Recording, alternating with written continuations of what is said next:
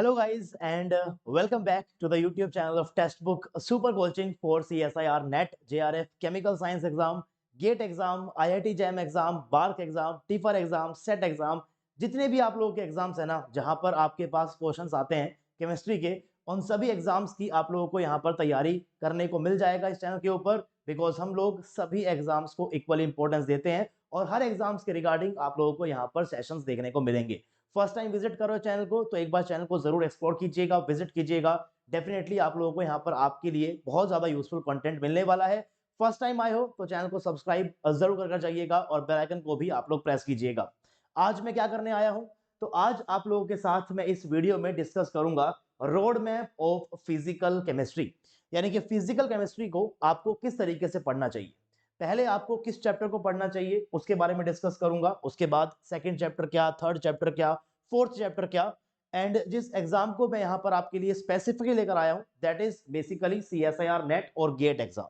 अगर आप CSIR net और गेट एग्जाम की तैयारी कर रहे हो तो उसके लिए आपका रोड मैप क्या होना चाहिए बहुत ज्यादा मैटर करता है कि आप किस सीक्वेंस में फिजिकल केमिस्ट्री के चैप्टर्स को पढ़ते हो अगर आपको इस एग्जाम को क्रैक करना है तो। देखिए, पढ़ने को तो आपको बहुत जगह मिल जाएगा और कोई भी आपके साथ जो मैं सीक्वेंस यहाँ पर शेयर करने वाला हूँ वो सीक्वेंस शायद आपको कहीं और मिले भी ना। लेकिन अगर आप इस सीक्वेंस के अंदर फिजिकल केमिस्ट्री को पढ़ोगे, स्पेशली टेक्स्ट बुक के इस प्लेटफॉर्म से पढ़ोगे, तो आप लोगों को फिजिकल केमिस्ट्री समझ में भी आएगी, इंटरेस्टिंग भी लगेगी and at the same time आप लोग काफी अच्छा स्कोर भी कर पाओगे अपने इस एग्जाम के अंदर। आप किस कैटेगरी के स्टूडेंट हो, किस टाइप के स्टूडेंट हो, मैं वो भी डिस्कस करूंगा। किस स्टूडेंट को फिजिकल केमिस्ट्री पढ़नी चाहिए, किसको नहीं पढ़नी चाहिए, वो भी डिस्कस करूंगा। आप बस इस वीडियो के अंदर बने रहिएगा और इस वीडियो को सबसे पहले तो यार आप लोग ना लाइक कर दीजिए, लाइक कर दीजिए इस वीडियो को, बिकॉज जो इन्फॉर्मेशन आपके साथ शेयर करने वाला हूं बहुत इंपॉर्टेंट है, बहुत पसंद भी आप लोगों को आएगी। कमेंट जरूर छोड़कर जाइएगा कि जो बताने वाला हूं वो आपको कैसा लगा।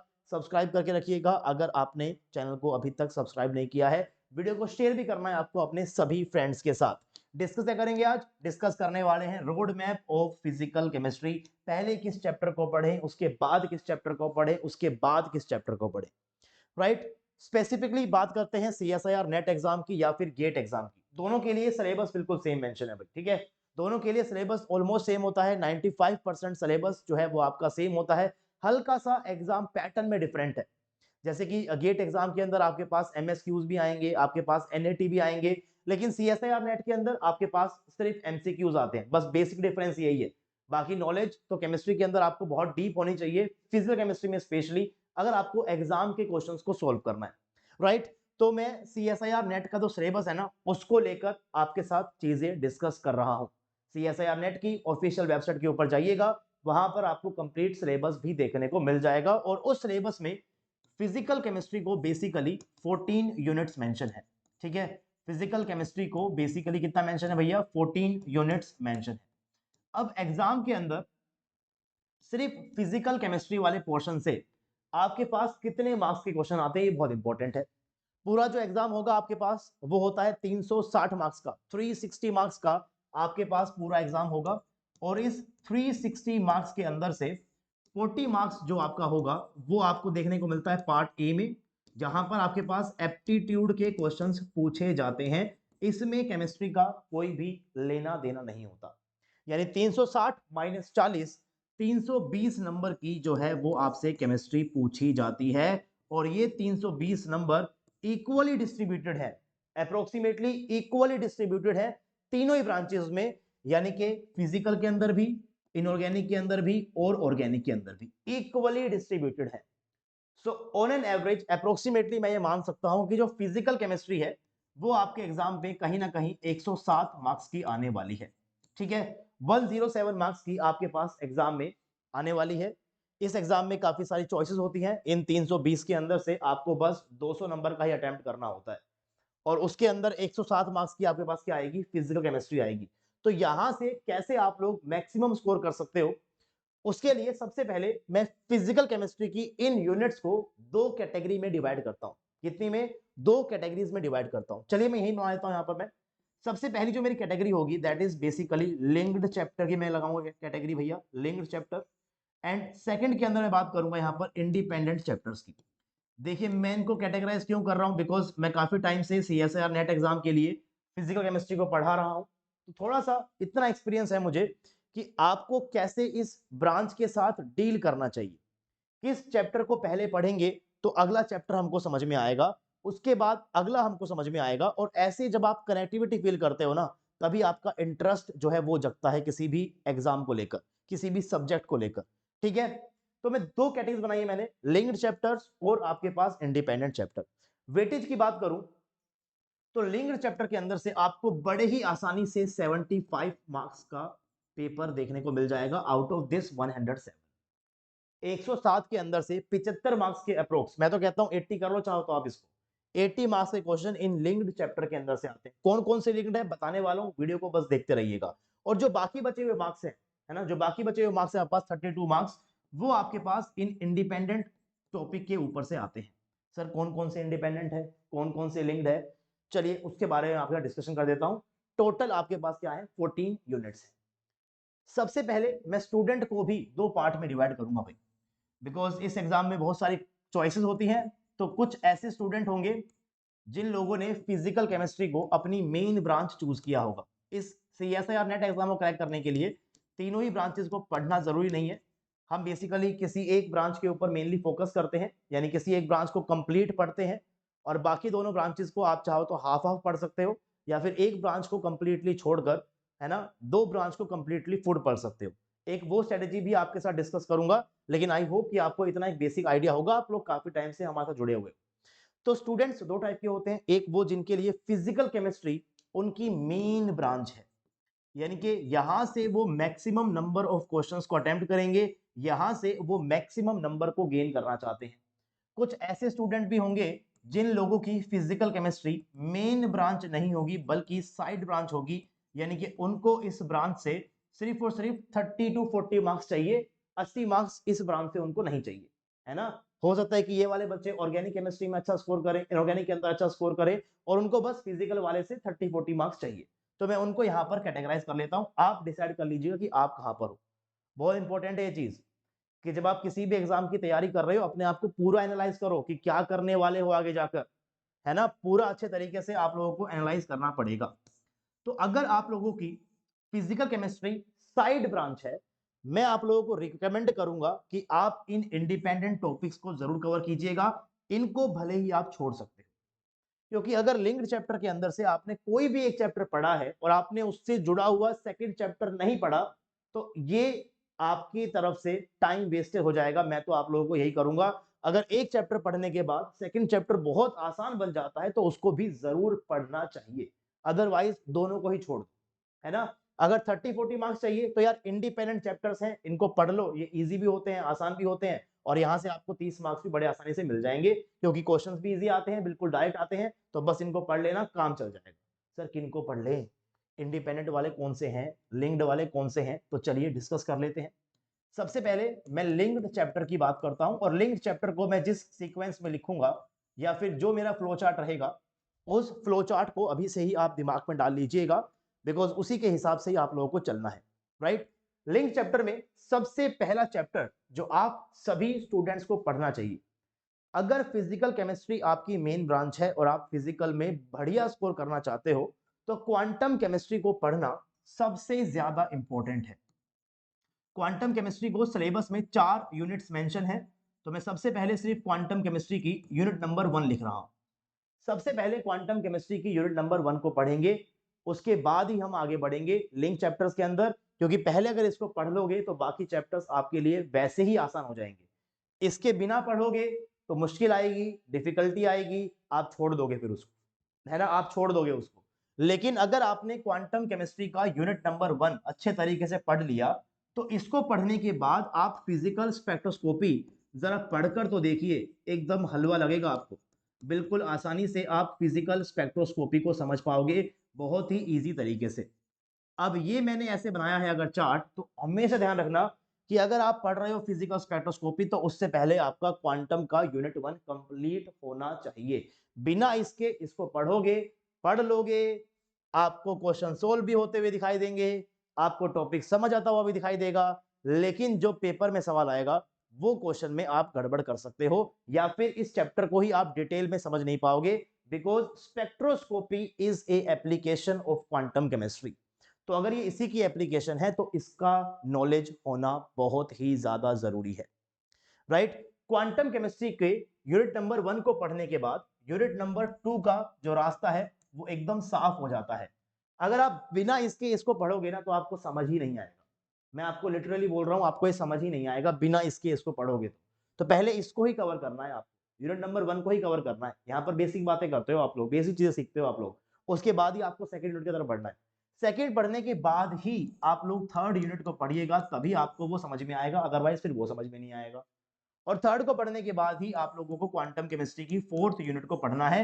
ये सारी यूनिट इसी सीक्वेंस में टेक्स्ट बुक प्लेटफॉर्म के ऊपर भी आपको देखने को मिल जाएगा। अगर आप प्लान कर रहे हो सब्सक्रिप्शन को बाय करने का तो यार कोड लिखा हुआ है देखो ऊपर, RAJNISH, इसका यूज कर लीजिएगा, आप लोगों को मैक्सिमम पॉसिबल डिस्काउंट मिल जाएगा।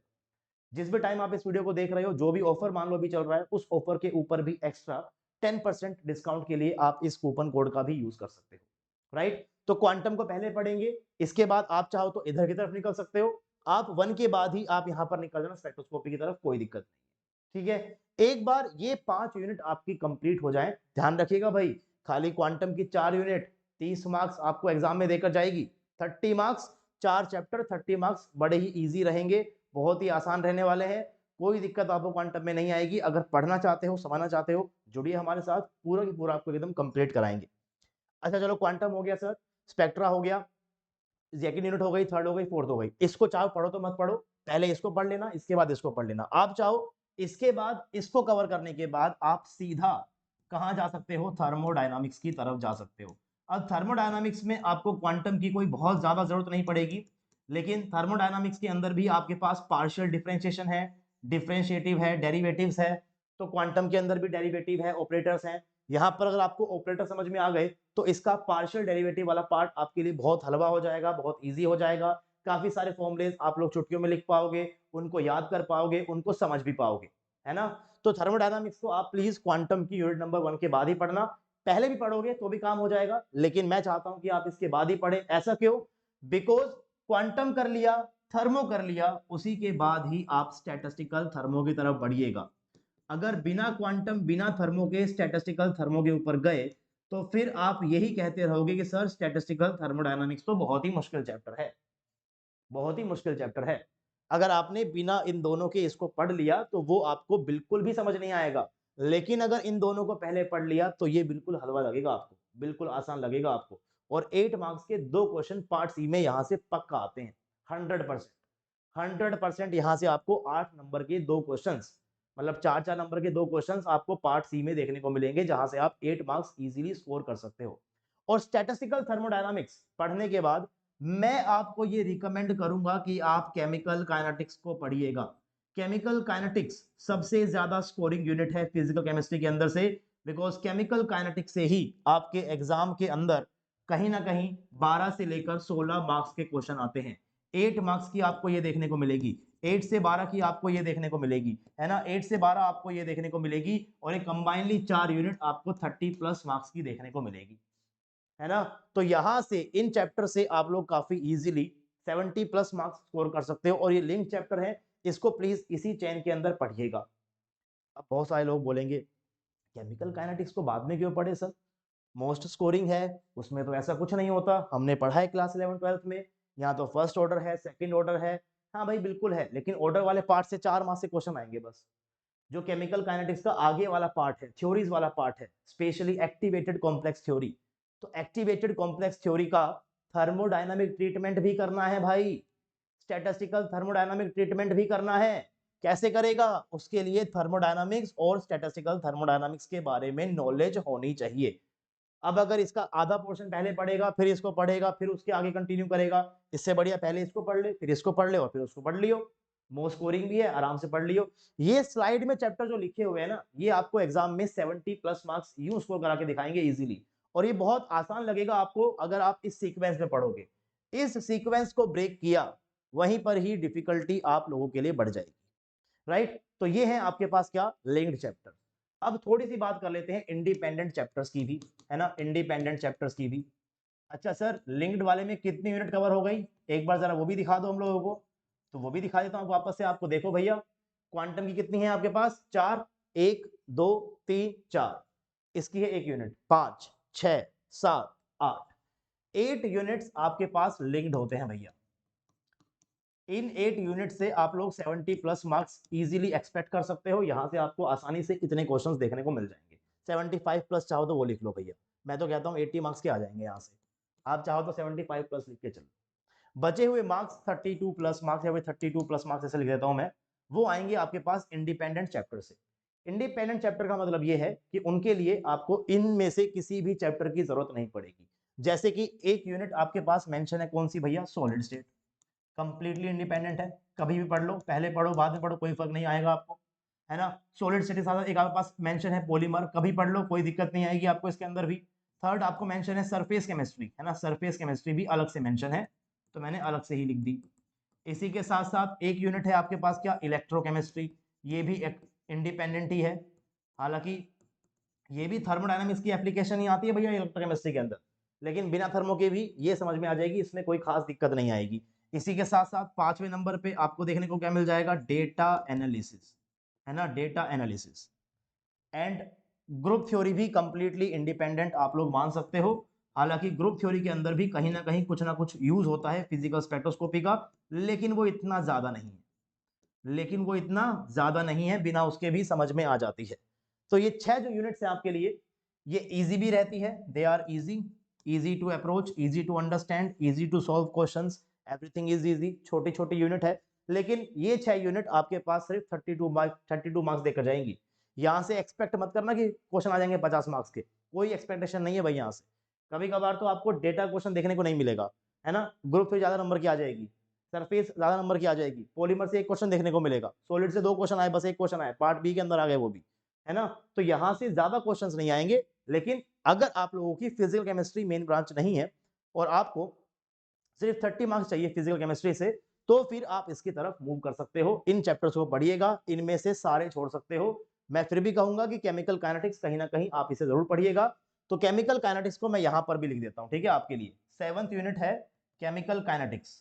अगर इंडिपेंडेंटली पढ़ रहे हो फिजिकल केमिस्ट्री को, सिर्फ कम मार्क्स चाहिए, तो केमिकल काइनेटिक्स आधी तो आपको समझ में आई जाएगी, एटलीस्ट ऑर्डर वाला पार्ट समझ में आ जाएगा, आर्गेनियस इक्वेशन समझ में आ जाएगी, उसके बाद के पार्ट में दिक्कत आएगी। लेकिन आधे पार्ट के अंदर से भी केमिकल काइनेटिक्स से 8 मार्क्स के क्वेश्चन तो आएंगे। तो 32 वो हो गई है, और 8 मार्क्स या फिर 4 मार्क्स के भी आगे मान लो, तो 36 मार्क्स आपको यहां से मिल जाएंगे। तो उम्मीद करता हूं कि जो इस वीडियो के अंदर मैं आप लोगों के साथ लेकर आया था आज, की आपके साथ एक रोड मैप डिस्कस करूंगा कि किस तरीके से आपको फिजिकल केमिस्ट्री को पढ़ना चाहिए। अगर आपकी ये मेन ब्रांच है तो सबसे पहले प्लीज क्वांटम को पढ़िएगा, बिकॉज क्वांटम के बाद बहुत सारे रास्ते ओपन हो जाते हैं, चीजों को समझना आसान हो जाता है, क्वेश्चंस को सॉल्व करना इजी हो जाता है, और केमिस्ट्री भी हमको थोड़ी सी इंटरेस्टिंग लगने लग जाती है। अगर आपको सिर्फ सिर्फ और सिर्फ 30 to 40 मार्क्स चाहिए, ये ब्रांच आपकी साइड ब्रांच है, तो उसके लिए आप प्लीज और प्लीज सिर्फ इंडिपेंडेंट वाले पे फोकस कीजिएगा, सिर्फ इनको पढ़िएगा।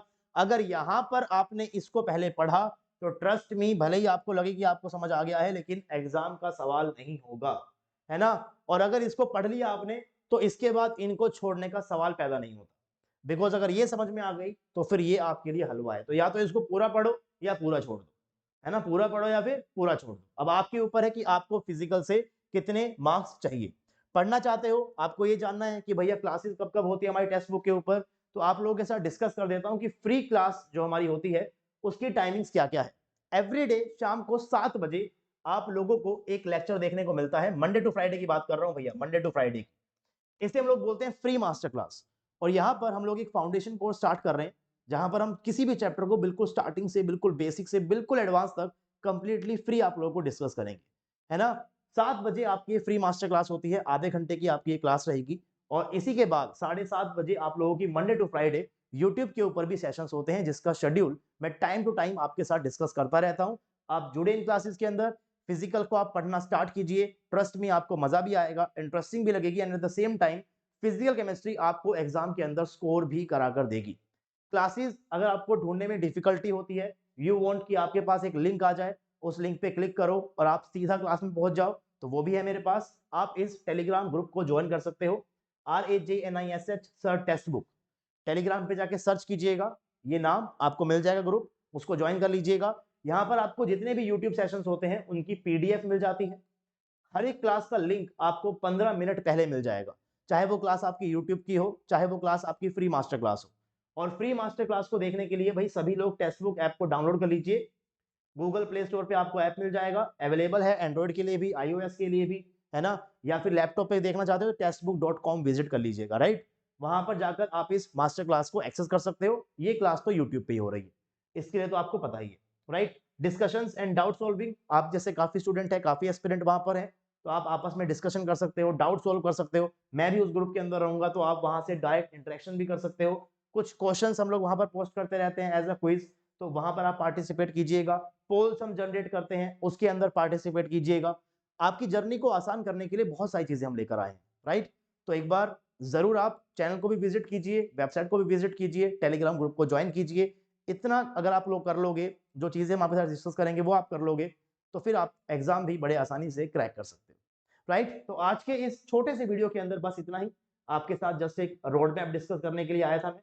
जाने से पहले आप सभी लोगों से फिर से एक बार रिक्वेस्ट है कि सेशन को लाइक कीजिएगा, और वीडियो कैसा लगा कमेंट जरूर करके बताइएगा। शेयर करो अपने फ्रेंड के साथ, नए हो तो सब्सक्राइब करो, और सब्सक्राइब करते हुए बेल आइकन भी प्रेस करो। So this is it for this video. उम्मीद करता हूं वीडियो आपको पसंद आया होगा। मिलते हैं आप लोगों से ऐसे ही किसी और वीडियो के अंदर। तब तक के लिए आप लोग बस पढ़ते रहिए, खुश रहिए, and happy learning to all of you guys.